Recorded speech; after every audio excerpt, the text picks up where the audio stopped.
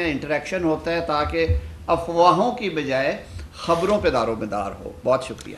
دیکھیے میں اس میں گزارش یہ کرنا چاہوں گا بڑی تفصیل کے ساتھ آنریبل منسٹر فائنانس نے آنریبل منسٹر لاء نے روشنی ڈالی کہ دیکھیے ہم تاریخ کے جس موڑ پہ کھڑے ہیں ہم ایک ٹرانسفارمیشن کی طرف جا رہے ہیں, ہم ریفارمز کرنے جا رہے ہیں, اصلاحات کرنے جا رہے ہیں, اور آپ نے دیکھا کہ معیشت کو لے کے جتنے اشاریے ہیں تمام مثبت ہیں.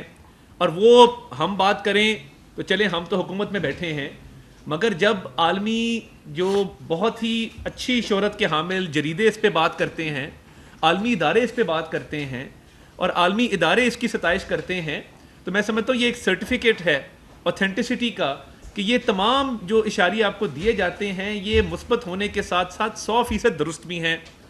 اب معیشت کی سمت تو ٹھیک ہونے جا رہی ہے اور اس سے تفصیل سے روشنی ڈالی آنریبل منسٹر فائنانس نے, مگر دیکھیے جو پینشنز کا ایک بوجھ ہے, وزیر اعظم صاحب نے جب چارج سنبھالا تو انہوں نے پہلی بات یہ کی تھی کہ ہم حکومتی اخراجات کم کرنے جا رہے ہیں, یعنی جہاں پہ ہم ریونیوز کو بڑھانے جا رہے ہیں وہاں حکومتی اخراجات بھی کم کرنے جا رہے ہیں, پرائیویٹائزیشن کی طرف جا رہے ہیں. تو اخراجات میں کمی میں ایک بہت بڑی ہرڈل پینشنز کی ہے اور یہ بہت بڑا ایک بوجھ ہے جو حکومت پاکستان کو اٹھانا پڑتا ہے. اور دنیا بھر میں آپ دیکھیے کہ لائف ایکسپیکٹنسی بڑی ہے, جس طرح منسٹر فائنانس نے بات کی, تو میں اس کو کلیریفائی کر دوں کہ یہ تمام اداروں پر لاگو کرنے کی تجویز ہے. یہ جس طرح میڈیا میں کچھ قیاس آرائیاں ہو رہی ہیں پچھلے کئی ہفتوں سے کہ جی وہ کسی ایک ادارے کے ساتھ اس کو منسوب کیا جا رہا ہے, تو یہ سرکاری محکموں میں, اداروں میں یہ اکراس دا بورڈ لاگو ہوگا جب بھی اس کی منظوری ہوئی. ابھی تو تجاویز اس پہ طلب بھی کی گئی ہیں, اس پہ غور و فکر بھی کیا جا رہا ہے, مگر جس طرح منسٹر لاء نے فرمایا کہ غلط فہمی سے, قیاس آرائیوں سے بچنے کے لیے ہم کوشش یہ کرتے ہیں کہ جو بھی معاملہ زیر غور آئے کابینہ کے سامنے یا حکومت کے پاس کسی بھی فورم پہ, اس کو آپ کے سامنے بھی رکھ دیا جائے تاکہ اس پہ مناسب تجاویز بھی آ جائیں اور ہم جو ہے وہ پروپیگنڈا اور فیک نیوز سے بھی بچ جائیں. تو میں یہ سمجھتا ہوں کہ یہ پینشنز کا بوجھ کم کرنا اور پاکستان میں لائف ایکسپیکٹنسی کے مطابق سروس کا دورانیہ بڑھانے کے حوالے سے جو معاملات زیر غور ہیں وہ اکراس دا بورڈ ہیں اور ان پر سیر حاصل گفتگو ہو رہی ہے. تو جب یہ تجاویز جو ہے وہ حتمی شکل اختیار کر جائیں گی تب بھی آپ کو اس پر آگاہ کر دیا جائے گا. مشتاق گمان صاحب بزنس کارڈر سے سر ایک تو سر یہ بتائیے کہ اس وقت جو آپ کو موجودہ چیلنجز ہیں, یہ تو آپ نے فیوچر کی بات کی کہ یہ کرنے جا رہے ہیں, یہ کرنے جا رہے ہیں, وہ کیا چیلنجز ہیں؟ اور دوسرا سر آپ سے ڈاکٹر صاحب یہ سوال ہے کہ یہ جو آپ ایج بڑھانے جا رہے ہیں تو یہ جو لاکھوں لوگ مطلب سال کے جو نوجوان نکلتے ہیں وہ کہاں جائیں گے, اور یہ کیا باقی کوئی چیف جسٹس صاحب کی جو ایکسٹینشن ہے اس سے ہی کوئی لنک تو نہیں کرتا؟ دوسرا کل جو فیصلہ سپریم کورٹ کا آیا تھا وہ کوئی جوڈیشیل جو ایکٹیویزم کی طرف تو نہیں جوڈیشی جا رہی, یہ سوال تو مشتاق صاحب دیکھیے یہ چیزیں ایک دوسرے کے ساتھ منسلک ہیں, کیونکہ یہ شروع ہوا جو یہ میکرو اکنامک اسٹیبلٹی کا جو اس وقت فیز ہے ہمارے پاس, تو وہ شروع ہوا جب پرائم منسٹر نے 9 month اسٹینڈ بائی ایگریمنٹ کو ہی took it through the finishing line. کیونکہ یہ بہت امپورٹنٹ ہے یہ بات سمجھنا کہ جب آئی ایم ایف سے آپ بات کر رہے ہوتے ہیں تو دیر از نو پلان بی, اسی لیے اس کو لینڈر آف لاسٹ ریزورٹ کہا جاتا ہے. تو یہ بہت ضروری تھا کہ انہوں نے اس کو آگے as a said took it through the finishing line, لیکن اس سے بھی زیادہ ضروری یہ تھا کہ اس کو سکسیزفلی کنکلوڈ کیا جائے. بیکاز وہ جو بات ہوتی ہے کہ ہمارا بجٹ ڈیفیسٹ ہے, ہمارا کرنٹ اکاؤنٹ ڈیفیسٹ ہے, وہ تیسری چیز اس میں ٹرسٹ ڈیفیسٹ کی آ رہی تھی. تو یہ جو ہمارا پروگرام سکسیزفلی کنکلوڈ ہوا الحمدللہ, جس کے 29 اپریل کو ہمیں یہ $1.1 بلین کی آخری جو ہے قسط ملی, اب اس کو ہی ہم نے آگے لے کر جانا ہے. اب آگے جو لے کر جانا ہے, کیونکہ عام طور پہ یہ پروگرام یہی ہوتا ہے کہ جی آپ 24ویں پروگرام میں جا رہے ہیں.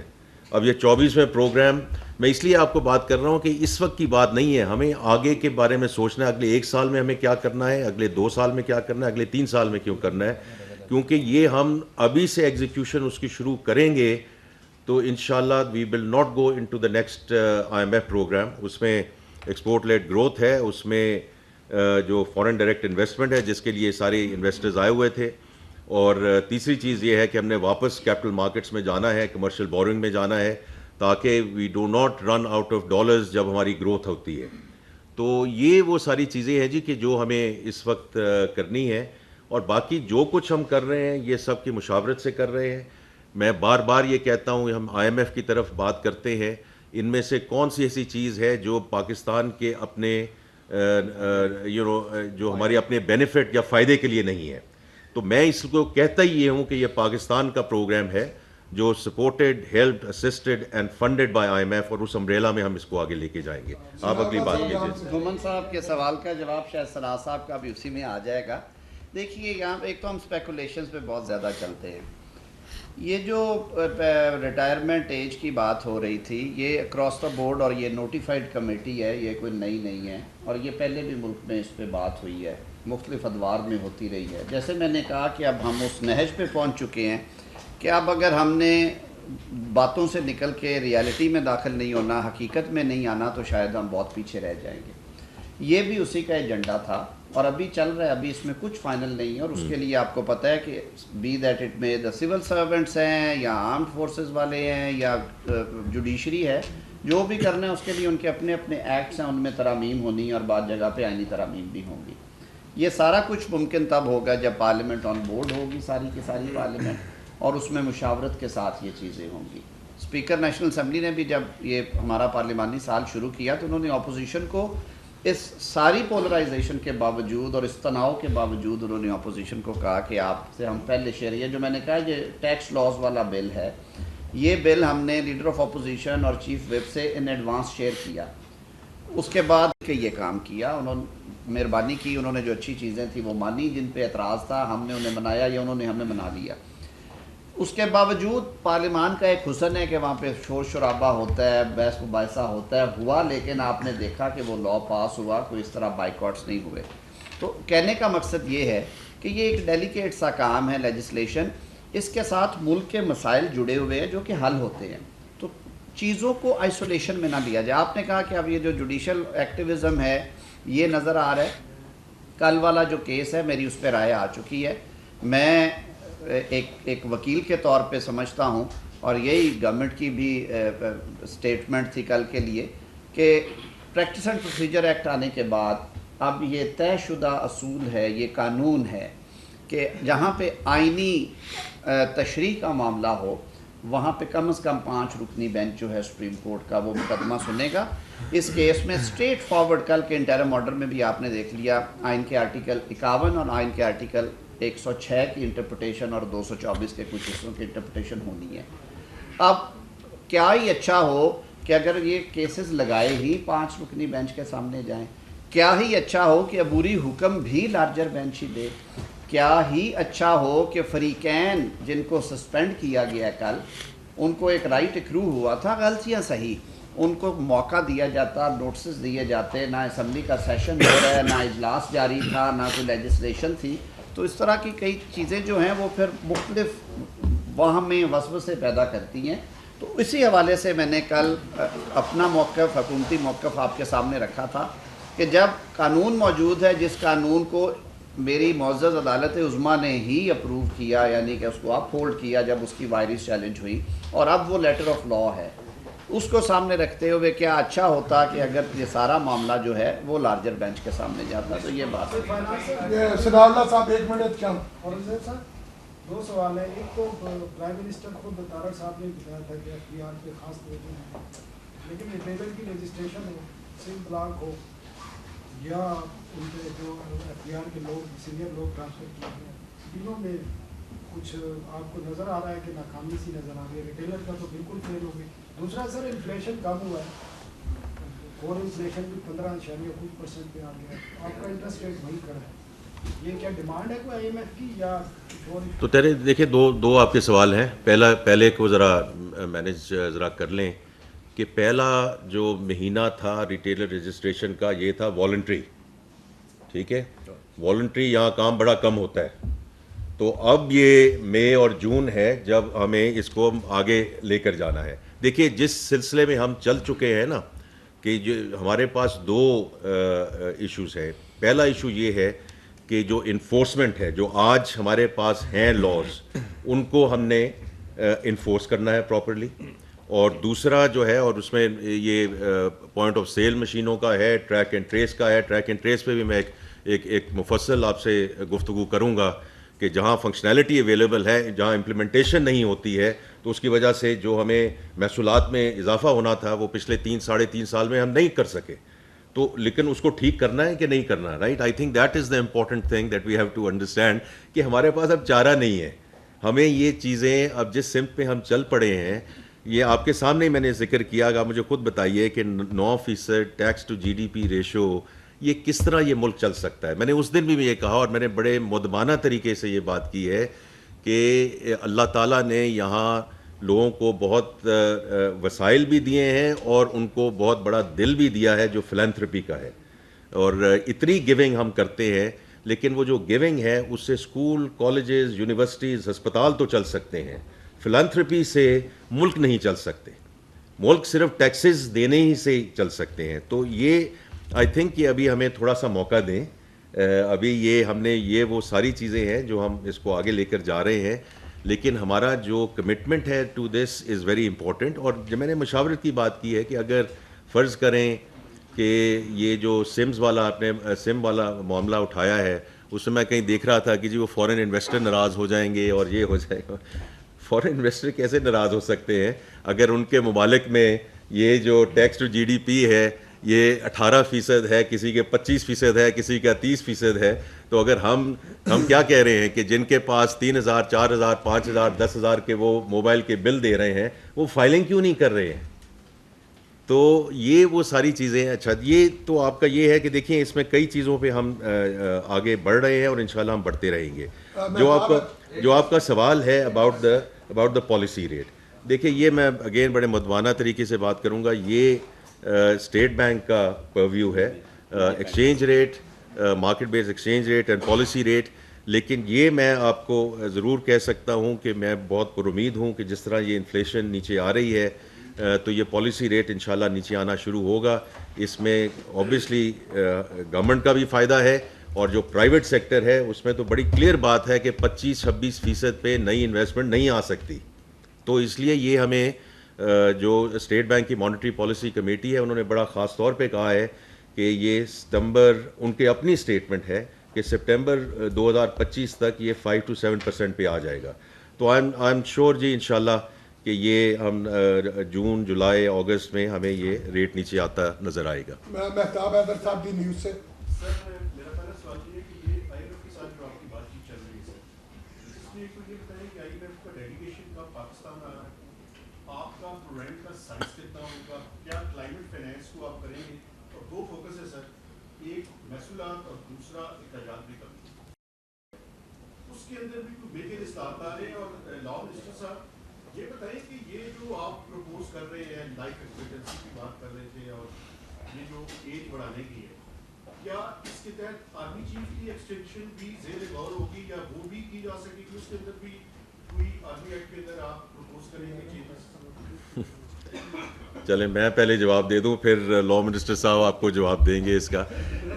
مہتاب صاحب دیکھیے یہ آپ کا جو سوال ہے، آئی تھنک کہ انشاءاللہ یہ آئی ایم ایف کا مشن اگلے 7 سے 10 دنوں میں یہاں آئے گا اور اس کا مقصد ہی یہ ہے کہ جو اس میں جو کانٹورز ہیں، جو اس کے خد و خال ہیں پروگرام کے، کتنا عرصے کے لیے ہوگا اور اس کا حجم کیا ہوگا، ایگزیکٹلی یہی ہم ڈسکشنز یہاں کریں گے انشاءاللہ اگلے 8-10 دنوں میں. تو اس میں پھر ہم آپ کو اس کے بارے میں آگاہ رکھیں گے جب وہ کنکلوڈ ہو جائے گا، جو ہمارا وہ تقریباً 10 دنوں کے لیے یا 2 ہفتوں کے لیے یہاں موجود ہوں گے. ایک تو یہ بات. دوسری جو آپ نے بات کی ہے کلائمیٹ ریزیلینس کی، یہ بہت امپورٹنٹ پوائنٹ ہے. یہ ہم ضرور ان سے بات کریں گے اور لیکن اس کو تھوڑا سا ہمیں سیکوینشلی لے کر جانا ہے. تو پہلا یہ ہوگا جو ہماری پرائرٹی ہے کہ جو ایکسٹینڈڈ فنڈ فیسلٹی ہے انشاءاللہ وہ گیٹس ان ٹو پلیس، کیونکہ جو کلائمیٹ ریزیلینسی والی بات ہے وہ ہمیں منسٹری آف کلائمیٹ چینج اور انوائرمنٹ کے ساتھ مل کے، کیونکہ اس کے بڑے کلیئر مائل سٹونز ہوں گے، اس کے بڑے کلیئر ڈیلیوریبلز ہوں گے. تو لیکن یہ بات ہم نے ان سے ضرور کی ہے، ان سے بھی کی ہے مہتاب صاحب. اور میں جب اجے بنگا صاحب کو ملا ورلڈ بینک گروپ کے جو ہیں ہیڈ، ان کے ساتھ بھی خاص طور پہ 2 چیزوں پہ ان سے بات ہوئی کہ ورلڈ بینک گروپ کی سپورٹ ہمیں ملنی چاہیے، کیونکہ ہم صرف IMF کی بات کر کے پھر رک جاتے ہیں، بٹ اور بھی مالیاتی ادارے ہیں جو ہمیں ہیلپ کر سکتے ہیں، both in terms of technology transfer, thought leadership and funding. تو ان سے 2 چیزوں پہ خاص طور پہ بات ہوئی ہے.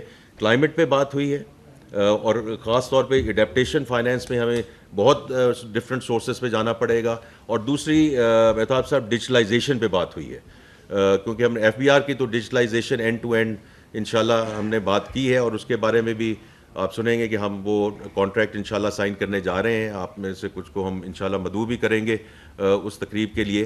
لیکن یہ جو کلائمیٹ والا ہے بڑا امپورٹنٹ ہے جی، اور یہ ہم ہر سورس استعمال کریں گے انشاءاللہ for the funding and financing. Law minister صاحب جی بہت شکریہ جی. یہ وہ سوال کا جواب دے لوں. مہتاب صاحب نے پوچھا، دیکھیے میں نے شروع میں بڑی وضاحت سے بتایا کہ نہ کوئی ابھی بل تیار ہوا ہے، نہ کوئی لیجسلیشن جا رہی ہے. وزیر اعظم صاحب نے کیونکہ کمیٹی کانسٹیٹیوٹ کی، اس کو مینڈیٹ یہ دیا، اور اس کے 2 اراکین آپ کے سامنے بیٹھے ہیں. پرائم منسٹر صاحب کی یہ ہدایت ہے اور کابینہ کا بھی یہ فیصلہ ہے کہ لوگوں کو ویل انفارمڈ ہونا چاہیے. یہ جو اوور نائٹ ڈیسیجنز آ جاتے ہیں بہت بڑے، ان سے جتنا اجتناب کئی دفعہ ایمرجنسی میں دینے پڑتے ہیں، جتنا اجتناب کیا جائے بہتر ہے. اب اگر پینشن ریفارمز کے ساتھ یہ طے ہوتا ہے کہ آپ کے پاس یوتھ بھی بہت بڑی ہے، لیکن یوتھ اس سے رکے گی نہیں، کیونکہ ہماری جو سینکشن اسٹرینتھس ہیں وہ 18 کروڑ 20 کروڑ پہ، آج ہم 24 کروڑ ایکسیڈ کیے بیٹھے ہیں. آپ کورٹس کی بات کر لیں، آپ سول سرونٹس کے اسٹرکچر کی بات کریں، ایون پرائیویٹ سیکٹر پہ بھی رومز اسی طرح بنیں گے. تو جب یہ امپلیمنٹ ہونے کی بات آئے گی تو اس میں پھر یہ تو نہیں کیا جا سکتا کہ نائب قاصد کو دے دیں اور ہیڈ آف انسٹیٹیوشن کو نہ دیں، ہیڈ آف انسٹیٹیوشن کو دے دیں اور کلیریکل سٹاف کو نہ دیں، درمیان والے آفیسرز کو دے دیں اور نیچے والوں کو نہ دیں. پھر یہ اکراس دا بورڈ ہوتی ہے تاکہ اس کا جو افیکٹ ہے، ٹریکل ڈاؤن افیکٹ بھی یہ کہ اوپر سے شروع کر کے نیچے تک آئے، اور صحیح معنوں میں جو آپ کو ایک فائنینشیل بریدر ملنا ہے وہ بھی اسی صورت میں ملے گا. تو یہ ایکسپرٹس ہمیں بتائیں گے جب یہ چیزیں فائنل ہوں گی، سب سٹیک ہولڈرز کے ساتھ شیئر کی جائیں گی. میں نے پہلے بھی جو پچھلے دنوں میں جوڈیشل کمیشن کی میٹنگ میں بات کی تھی، اگر حکومت کی نیت صاف نہ ہو تو کوئی ضرورت نہیں تھی اتنے بڑے ہاؤس میں یہ بات سامنے رکھنے کی کہ لوگوں کو تحفظات ہیں، بار باڈیز کو، پارلیمان کے اراکین کو، عوام کو، کہ ججز اپوائنٹمنٹ کا طریقہ کار جو ہے وہ اس طرح سے ہے کہ وہ سارا کچھ عدالت کے اندر ہی چلا گیا ہے، اور لوگ اس پہ اعتراض کرتے ہیں. آج کی بات نہیں ہے، پچھلے 15 سال سے ہو رہے ہیں. 19ویں ترمیم کیسے ہوئی یہ بھی سب کو پتہ ہے، کیوں روکا گیا 18ویں ترمیم کو یہ بھی سب کو پتہ تھا. تو میں نے تو اوپن ہاؤس میں بات کی تھی، اور وہ پبلک انہوں نے پھر پریس ریلیز بھی جاری کیا. شام کو ایک TV پروگرام میں بھی میں نے بات کی. ہم کوئی چیز انڈر دا کارپٹ رکھ کے نہیں کریں گے. جو بات کریں گے وہ سٹیک ہولڈرز کو، اگر فوج کی بات ہوگی تو ملٹری کے جو ہائی اپس ہیں، جو وہاں پہ پالیسی ساز ہیں، انہیں آن بورڈ رکھا جائے گا. اگر عدلیہ کی بات ہوگی تو جو عدلیہ کے سینئرز ہیں ان سے ضرور جس حد تک قانون ہمیں اجازت دیتا ہے انگیجمنٹ کی وہ ہم کریں گے. اگر سول سرونٹس کی بات ہوگی تو ہمارے جو بیوروکریٹک سرکلز ہیں وہ آن بورڈ ہوں گے. ہم لوگ کوئی چیز ایسی نہیں کرنے جا رہے ہیں جو کہ کنٹروورسی پہ کنٹروورسی ڈالے اور چیزوں کو کمپلیکیٹ. لاسٹ کوسچن جی، اس کے بعد ECC کا اجلاس ہے، فائنانس میں جانا. لاسٹ کوسچن جی مدثر رانا، دنیا نیوز. ایک منٹ پلیز. چلیں 2 لاسٹ لے لیتے ہیں، ایمیکیبلی کر لیتے ہیں. آپ کر لیں، پھر آپ کر لیں. انہوں نے ECC کے لیے بتائیے کر لیں. اور آپ کی کامیابی کے لیے دعا کرنا میری تو کم از کم مجبوری ہے. لیکن گراؤنڈ ریالٹی یہ ہے کہ ایک ایسے صاحب جو اس سے پہلے پاکستان میں کئی دفعہ فائنانس منسٹر رہے ہیں، رپورٹس یہ آ رہی ہیں، آپ ہمیں یہ کہہ کے فارغ ہو جائیں کہ جناب مجھے تو کام ہی نہیں کرنے دیا گیا. دیکھیں میرے 2 کیبنٹ کولیگز یہاں 2 کیبنٹ کولیگز ادھر بیٹھے ہیں، اور میں بڑی بڑی کلیئرلی آپ کو بتانا چاہتا ہوں کہ ساری کیبنٹ جو ہے ہمارے ساتھ ہے. اس میں یہ مشاورت ہوتی ہے، جتنے سٹیک ہولڈرز ہیں ان کے ساتھ مشاورت ہوتی ہے. دیکھیے اس وقت میں نے جیسے ذکر کیا، ملک جہاں اس وقت کھڑا ہے، اور لا منسٹر صاحب نے بھی اس کو بات کی، یہ اس وقت ہم افورڈ کر ہی نہیں سکتے کہ ہم کسی بھی سیاست میں اس میں پڑیں، because we are actually on a good track. اور یہ ہمارے پاس بہت اچھا موقع ہے اس وقت کہ ہم اس کو آگے لے کر چلیں. دیکھیے انہوں نے بھی وہ سوالات پوچھے آن دا ٹیکسز ایٹسیٹرا. دیکھیے آپ کب تک آپ उन्हीं शोबों पे और बोझ डालते रहेंगे। ये सोचने वाली बात है ना कि आज सैलरीड क्लास जो है उसको 50,000 पे जो है टैक्स लागू हो जाता है। 1 लाख जब होता है तो 10% के दारोमदार में आ जाते हैं। तो बाकी भी जो मेरे बहनें और भाई हैं वो भी वही सड़कें इस्तेमाल करते हैं, वो भी वही सोशल कॉन्ट्रैक्ट के जरिए आते हैं। तो ये तो नहीं हो सकता कि सिर्फ एक तबका जो है उस पर हम और टैक्सेस डालते रहें और दूसरे जो हैं हमारे, अल्लाह का बड़ा शुक्र है जी, सो फार सो गुड। नहीं जी, बस आखिरी सवाल। नहीं उधर से ही आएगा। सर ये क्वेश्चन सुनने मुदस्सर राणा साहब एक सेकंड सर, एक बड़ा जरूरी क्वेश्चन। जी बताइए जी। ये बता दें कि अक्टूबर 2023 से पाकिस्तान और China, commercial bank of China और आईसीबीसी से $60 करोड़ कर्ज के लिए कोई बातचीत कर रहा है, वो बातचीत किस स्टेज पे है, ये एग्रीमेंट क्यों नहीं होगा? सेकंड क्वेश्चन मेरा ये है सर, आप बात करते हैं 13 से 14% tax to GDP ratio, it's mean कि आप 13 से 14 हज़ार अरब रुपए से ज़्यादा का टैक्स कलेक्ट करना चाहते हैं। क्या ये कमिंग फिस्कल ईयर के लिए आप टारगेट दे रहे हैं? और ऐसे में जब आपकी मशीनरी 9,000 अरब रुपए, 9,415 अरब का टैक्स टारगेट नहीं अचीव कर पा रही, कैसे ये मशीनरी कामयाब हो जाएगी इतना बड़ा टैक्स? देखें ये जो आपका ये टैक्स टू 13 to 14% है, ये तो हमारा प्लान है ना कि अगले 3 से 4 साल में करना। तो इंशाल्लाह ये जो अमाउंट आएगा ये हम बतदरीज बढ़ाते जाएंगे। देखें इस साल भी 29% का इजाफा हुआ है, तो ऐसी बात नहीं है कि हम नहीं कर सकते हैं। तो ये छोटा अभी आने तो दे लो, जून तो आने दें आप, तो उसके बाद हम बात करेंगे। तो देखिए, लेकिन ये to answer your question, this is a medium term plan which is 3 to 4 year time period कि हम इसको 13 से 14% तक पे लेके जाएं। इसको लेकर तो और भी आगे जाना चाहिए। और जहाँ तक चाइना का ताल्लुक है, देखिए चाइना हमारा जो हर किस्म की जो हमारी मदद उनके साथ G2G है, कमर्शियल बोरोइंग है। और मैंने तो आपने जो उसका जिक्र नहीं किया, ये तो आप सिर्फ बैंक बोरोइंग की बात कर रहे हैं। मैंने बात की है कि उनके इंटरनेशनल कैपिटल मार्केट को हमने टैप करना है।